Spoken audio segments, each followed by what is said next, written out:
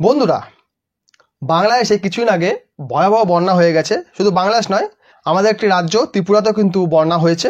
সেখানে এনডিআরএফ এর টিম তাদেরকে রেস্কিউ করেছে এবং এনডিআরএফ তাদেরকে রিলিফ ক্যাম্পে রেখেছে এবং তার ত্রাণ সামগ্রী বিলি করেছে, এনডিআরএফ করেছে।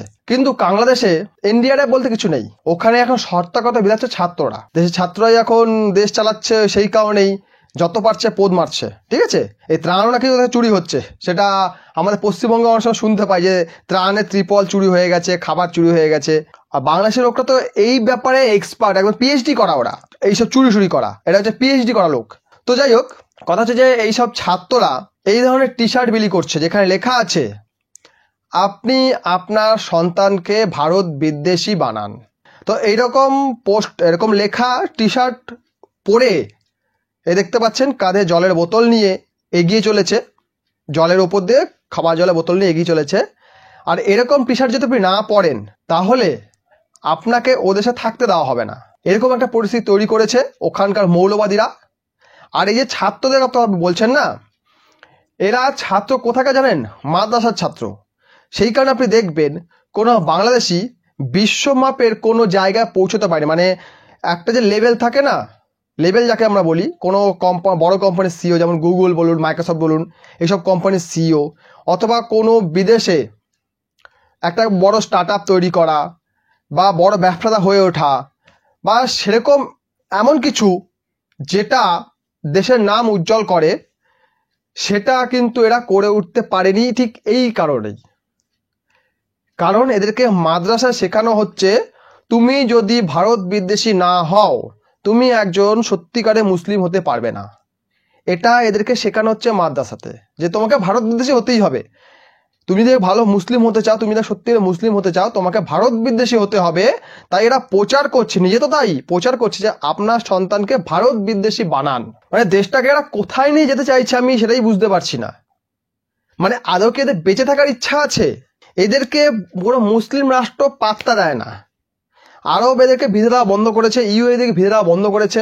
কে এদেরকে ভিসা দেয়? যারা ভিসা দেয়, ইউরোপে কিছু পাগলা দেশ আছে যারা এদেরকে ভিসা দেয়, তারা কেন দেয় জানেন? সে দেশের ড্রেন পরিষ্কার করার জন্য, সে দেশের পায়খানা বাথরুম পরিষ্কার করার জন্য এদেরকে ভিসা দেয়। আর এরা ওখানে গিয়ে সেটাই করে, ওখানে গিয়ে সেটাই করে।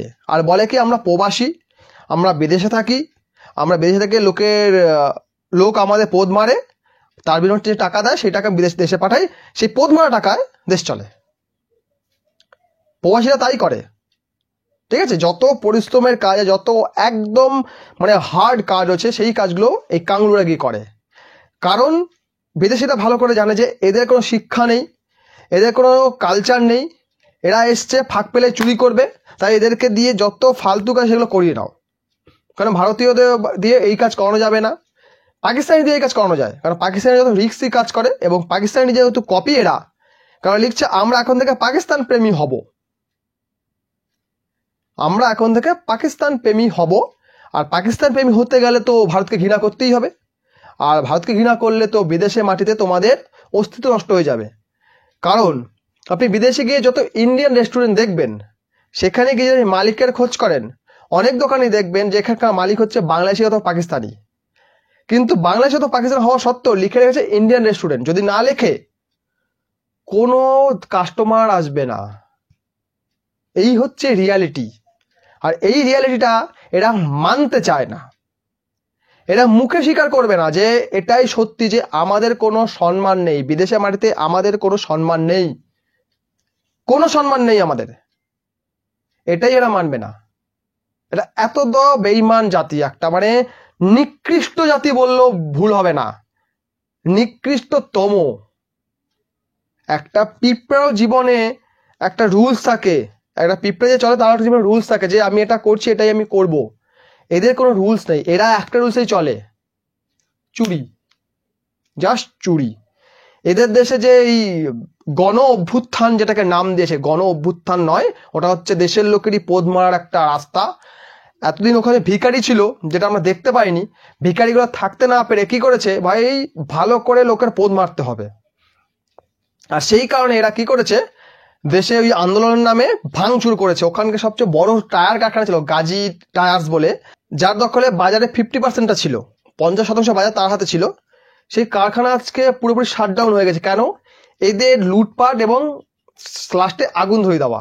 লুটপাট করে দেবো ঠিক ছিল, লাস্টে আগুন ধরিয়ে দিয়েছে, ফলে পুড়ে গেছে। 2000 লোকের কাজ হারিয়েছে।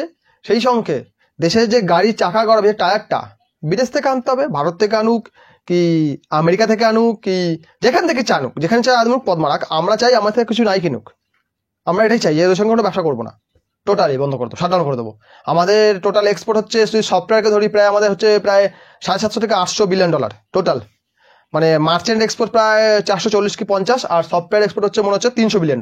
টোটাল এক্সপোর্টটা আমাদের প্রায় 750 মতো 800 থেকে বিলিয়ন ডলার। তার থেকে যদি 13-12 বিলিয়ন চলে যায়, চলে যাক, আমরা কোনো ব্যবসার সঙ্গে করবো না, টোটালি বন্ধ করে দেবো, কোনো ব্যবসা করবো না। আর যেটা আমরা করি তাহলে এটা আরো মরবে। এই ছবিটা দেখুন, এখানে লিখছে কি আমরা চীন থেকে এই রুটে মাল আনবো, সস্তা হবে।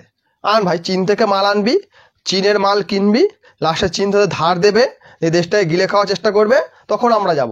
যেমন শ্রীলঙ্কা আমরা গিয়েছিলাম, ঠিক আছে, যেমন শ্রীলঙ্কা আমরা গিয়ে শ্রীলঙ্কাকে ডিফেন্ড করেছি, শ্রীলঙ্কা বাধ্য হয়ে তখন চীনের ফাঁদ থেকে বেরোনোর জন্য আমাদের কথা শুনতে বাধ্য হয়েছে। তোরা ঠিক সেই জায়গায় যাবি। এখন তোরা মোটামুটি জায়গায় আসিস, তো বৈদেশিক ঋণটা এখনো 100 বিলিয়নের বেশি একটু থাকলেও অত এখনো বুঝতে পারছিস না। তো তো মানে কি বলবো, মাদ্রাসা ছাপ, তোর কোনো হিসাব টিপ জানিস না কিছুই, অর্থাৎ তুই এখন বুঝতে পারছিস না। যখন তোদের সেই পর্যায়ে পৌঁছে যাবি তখন বুঝতে পারবি কি অবস্থা, চায়না থেকে আনার মজাটা বুঝতে পেরে যাবি, ঠিক আছে। আর লাস্ট একটা ছবি দেখাচ্ছে, দেখুন এইটা দেখুন, এখানে কিছু তারকাটা মাল জামা পরে বসে আছে, আর এখানে জামায় কি লিখেছে, ভারতীয় পণ্য বর্জন করুন, ঠিক আছে। এই টি শার্টটা যে তৈরি হয়েছে যে তুলো দিয়ে তৈরি হয়েছে টি শার্টটা, এই তুলোটা এখান থেকে গেছে। তো জামাটা আগে খোল ভাই, ওই প্যান্টটা আগে খোল, লুঙ্গিটা আগে খোল। তুলো তো তৈরি হয় না, পুরো তুলোটাই কিনতে হয়। ওদের দেশে তুলো যতটা পুরো প্রয়োজন তার 50 থেকে 60% ভারত থেকে যায়, 50 to 60% ভারত থেকে যায়। তো এই জামাটাকে খোল, প্যান্টটাকে খোল, কারণ তুলোটা আমাদের, ওটা খোল আগে। আর এই ছবিটা দেখুন, এই একটা ছবি, লেখা আছে মিশন ইন্ডিয়া। কি করবে? যা আমাদের তা আমরা নেব, খুব শীঘ্রই সুখবর আসছে। আচ্ছা, পাগলে পোলাপ আর কি, আর কিছু না। আমি বাংলাদেশ ভার্সেস ইন্ডিয়ার একটা মিলিটারি কম্পারিজন একটা বানাবো, মানে কার কাছে কি রয়েছে, এটা ভিডিও একটা আমি বানাবো, কার হাতে কি আছে না আছে দেখাবো। এদেরকে দেখানো উচিত, এরা তো স্বপ্নের জগতে বাস করছে না, এরা ইমান দিয়ে জিতবে, এদের এত ইমান আছে, এরা ইমান দিয়ে জিতবে। যেমন পাকিস্তানিরা বলে আমরা ইমান দিয়ে জিতবো, 3-4 বার হারার পরেও এখনো বলছে আমরা ইমান দিয়ে জিতবো, ভারত দখল করবো। ওখানকার বাচ্চাদেরকে মনে ঢুকিয়ে দেওয়া হয়েছে যে আমরা ভারত থেকে এগিয়ে, ভারতকে আমরা হারাবো, ভারতকে হারিয়ে আমরা দখল করব। এরাও সেই তো একই জিনিস পড়ছে, তাই তারা তো ওইসব ধরনের জিনিস লিখবেই। তাই আমি একটা ভিডিও বানাবো ওই ধরনের, তারপরে আমি উত্তরটা সেখানেই দেবো। তো ভিডিও ভালো লাগে লাইক করবেন, কমেন্ট করবেন, শেয়ার করবেন, চ্যানেল নতুন সাবস্ক্রাইব করবেন। ভিডিও দেখার জন্য অসংখ্য ধন্যবাদ।